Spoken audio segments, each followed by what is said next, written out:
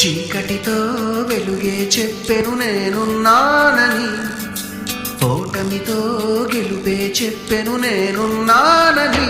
నేనున్నానని నీకే కాదని, నిన్నటి రాతని మార్చేస్తానని.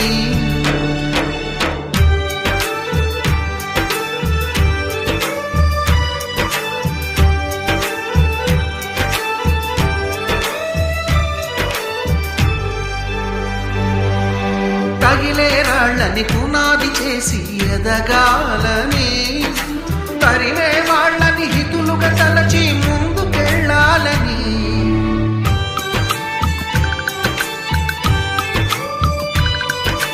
కన్నుల నీటిని కలల సాగుకై వాడు